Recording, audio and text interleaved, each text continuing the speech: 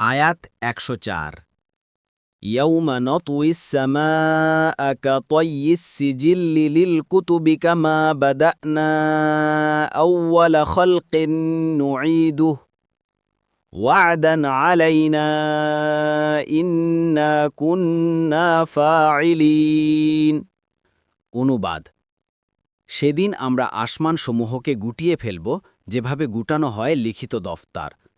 যেভাবে আমরা প্রথম সৃষ্টির সূচনা করেছিলাম সেভাবে পুনরায় সৃষ্টি করব। এটা আমার কৃত প্রতিশ্রুতি আর আমরা তা পালন করবই। তাফসির ১ নং ফুটনোটের বিবরণ। আয়াতের অর্থ এই যে কোনো সাহিফাকে তার লিখিত বিষয়বস্তু সহ যেভাবে গুটানো হয় আকাশমণ্ডলীকে সেভাবে গুটানো হবে।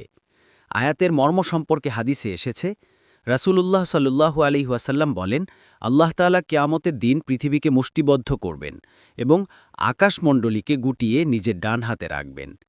বুখারী ৪৫৪৩ ৭৪১২, মুসলিম ২৭০৮৭। অন্য হাদিসে আয়েশা রাদিয়াল্লাহু আনহা রাসূলুল্লাহ সাল্লাল্লাহু আলাইহি ওয়াসাল্লামকে এ আয়াত সম্পর্কে জিজ্ঞাসা করে বলেছিলেন, যদি জমিন মুষ্টিবদ্ধ থাকে এবং আসমানসমূহ তার ডান হাতে থাকে তাহলে মানুষ কোথায় থাকবে? তখন রাসূলুল্লাহ সাল্লাল্লাহু আলাইহি ওয়াসাল্লাম বলেছিলেন, তারা জাহান্নামের পুলের উপর থাকবে।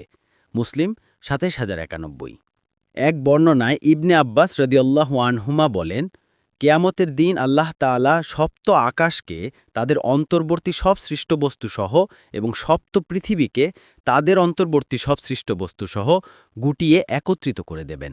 সবগুলো মিলে আল্লাহ তাআলার হাতে সরিষার একটি দানা পরিমাণ হবে।